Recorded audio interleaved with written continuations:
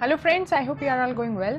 Last session में हमने code of civil procedure के सेक्शन 9 को डील किया था। आज हम आगे के सेक्शंस को डील करने वाले हैं। तो आज हमारा टॉपिक सबसे पहला है सेक्शन 10, जो कि रेस सब्जुडाइज के बारे में कहता है। रेस सब्जुडाइज का मतलब होता है स्टे ऑफ सूट, और इस सेक्शन 10 का ऑब्जेक्ट है to prevent the court of concurrent jurisdiction on parallel litigation on the same cause of action. अब सेक्शन 10 की पॉलिसी है कि वो प्लेंटिफ को कन्फाइन कर सके एक ही लिटिगेशन के अंदर, एक ही सूट के अंदर।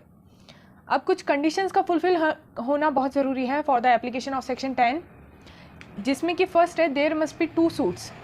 सेक्शन 10 की फर्स्ट कंडीशन है there must be two suits, one previously instituted and other is subsequently instituted.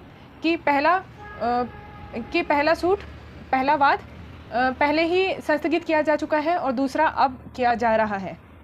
Second है the matter in issue in the subsequent suit must be directly and substantially in issue in the previous suit. कि जो अब case लाया गया है subsequent suit में, जो matter in issue है वो डायरेक्टली सेम है प्रीवियस सूट से। थर्ड कंडीशन कहती है the suit instituted between the same parties. Same parties का होना थर्ड कंडीशन का फुलफिलमेंट है according to this section. Fourth condition कहती है the parties litigating under the same title, कि पार्टीज़ का सेम टाइटल हो, जो कि उनका प्रीवियस सूट में था वही सेम टाइटल वो सब्सिक्वेंट सूट में इंस्टीट्यूट कर रहे हैं।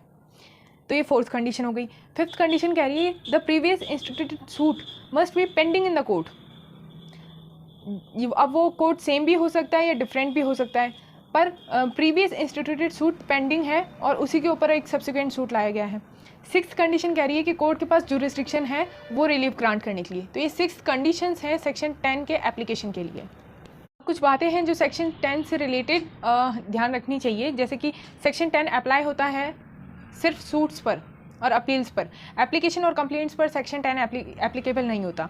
दूसरी बात यह है कि सेक्शन 10 में ये बताया गया है कि फॉरेन कोर्ट के पास अगर कोई सूट पेंडिंग है और उसी में सब्सिक्वेंट सूट इंडियन कोर्ट के पास लाया गया है तो इंडियन कोर्ट उसे एंटरटेन कर सकती है, कोई बार नहीं लगता according to section 10। Third point ये है कि जो सेक्शन 10 में मैटर इन इशू की बात हो रही है तो वो matter in issue entire matter controversy में होना चाहिए। ये नहीं कि कुछ several issues, one of several issues are in controversy, तो एंटायर मैटर कंट्रोवर्सी में होना चाहिए। फोर्थ फिर एक केस लॉ था कुंठी संकारा वर्सेस वन कप्पा भाटिया AIR 1954। तो इस केस में बताया गया it is not necessary under section 10 that the subject matter and cause of action should be the same. ये ज़रूरी नहीं है कि कॉज ऑफ एक्शन और सब्जेक्ट मैटर ही सेम है, but there must be substantial identity between the matter in dispute. कहीं ना कहीं सब्सटेंशियली आइडेंटिटी सेम होनी चाहिए उन मैटर इन डिस्प्यूट के अंदर।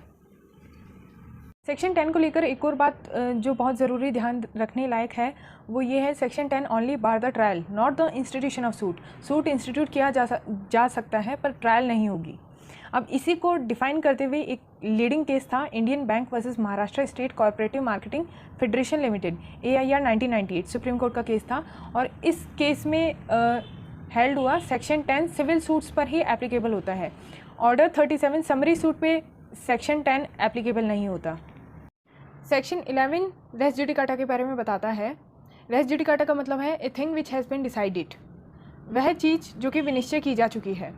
Now for the application of section 11 certain conditions have to be satisfied, जिसमें कि फर्स्ट वन है that the matter must be directly and substantially in issue in the two suits. कि दो suits के अंदर matter directly same होना चाहिए। Second condition है बिटवीन द सेम पार्टीज़ होना चाहिए। थर्ड कंडीशन है litigating under the same parties. जो पार्टीज़ है, सेम पार्टीज़ है, वो कहीं ना कहीं सेम टाइटल के साथ ही लिटिगेट कर रही हो। फोर्थ कंडीशन है कोर्ट की कॉम्पिटेंसी को लेकर कि कोर्ट कॉम्पिटेंट होना चाहिए। फिफ्थ कंडीशन है the question directly and substantially in issue in the subsequent suit must have been heard and finally decided in the earlier suit. कि जो मैटर है directly and substantially in issue वाला वो earlier suit में decided हो चुका है। Section 10 के अंदर पेंडिंग की बात की जा रही थी और सेक्शन 11 में मैटर डिसाइड हो चुका है। सेक्शन 11 को लेकर एक केस था जगवंता वर्सेस निर्मलान AIR 1983। तो इस केस में बताया गया कि सेक्शन 11 के एप्लीकेबिलिटी इस चीज़ पे डिपेंड नहीं करती कि फॉर्मल डिसीजन सही था या गलत था, वेदर राइट और wrong the formal decision is binding between the parties. अब हम बात करते हैं रेस जुडिकाटा के स्कोप के बारे में। तो रेस जुडिकाटा में जो ऑबिटर डिक्टा पे एप्लीकेबल नहीं होता। ऑबिटर डिक्टा का मतलब होता है a mere opinion of the court, कि कोर्ट का सिर्फ एक थोड़ा सा ओपिनियन अगर एक्सप्रेस करता है कोर्ट, तो उस पर रेस जुडिकाटा एप्लीकेबल नहीं होगा। रेस जुडिकाटा रिट्स पे भी अप्लाई होता है एक्सेप्ट हबीज कॉर्पस। थर्ड, हम अल्ट्रेशन इन लॉ की बात करेंगे कि अल्ट्रेशन ऑन इन लॉ होने पर रेस जुडिकाटा एप्लीकेबल होता है कि नहीं होता। तो फॉर्मर जो सूट था वो इंस्टीट्यूट किया गया, डिसाइड हो गया, अब कुछ अमेंडमेंट हुए लॉ के अंदर और सब्सिक्वेंट सूट फाइल किया गया है, तो इस सब्सिक्वेंट सूट पर रेस जुडिकाटा एप्लीकेबल नहीं होगा क्योंकि अल्ट्रेशन इन लॉ हो चुका है, कुछ अमेंडमेंट आ चुके हैं उसी चीज़ के ऊपर और उन अमेंडमेंट के बेसिस के ऊपर पार्टी सूट इंस्टीट्यूट कर रही है, तो यहाँ रेस जुडिकाटा एप्लीकेबल नहीं होगा। फोर्थ है इरोनियस डिसीजन। अगर कोई डिसीजन है जो कि अपने आप में इरोनियस है तो उस पर भी रेस जुडिकाटा एप्लीकेबल नहीं होगा। फिफ्थ होता है अवॉइडेंस ऑफ रेस जुडिकाटा, कि अगर कोई डिक्री है वो फ्रॉड एंड कल्यूजन से ली गई है तो अब उसके ऊपर रेस जुडिकाटा एप्लीकेबल नहीं होगा क्योंकि वो डिग्री ही अपने आप में वॉइड होगी। सिक्स्थ होता है हमारा प्रोफॉर्मा डिफेंडेंट। प्रोफॉर्मा डिफेंडेंट वो डिफेंडेंट होता है against whom no relief is claimed, जिसने कोई रिलीफ क्लेम नहीं की गई है, वो बस सूट में एक डिपेंडेंट बन के रहता है, वो प्रोफॉर्मा डिफेंडेंट है और प्रोफॉर्मा डिफेंडेंट के अगेंस्ट रेस जुडिकाटा एप्लीकेबल नहीं होता। पर अगर if other conditions of section 11 are satisfied the bar of res judicata में अप्लाई। सेक्शन 11 में कुछ एक्सप्लेनेशंस के बारे में बता रखा है, जिसमें कि फर्स्ट एक्सप्लेनेशन में फॉर्मल सूट जैसे एक्सप्रेशन को डिफाइन कर रखा है। सेकंड एक्सप्लेनेशन में कॉम्पिटेंसी ऑफ कोर्ट के बारे में बता रखा है।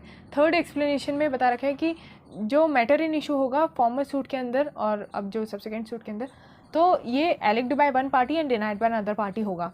फोर्थ एक्सप्लेनेशन में कंस्ट्रक्टिव रेस जुडिकाटा के बारे में बता रखा है। इसमें ये समझा जाएगा कि पार्टीज़ को जितने फैक्ट्स जितने एविडेंस लाने थे वो इस सूट के अंदर ही ला चुकी है। ये explanation for constructive res judicata समझा जाता है।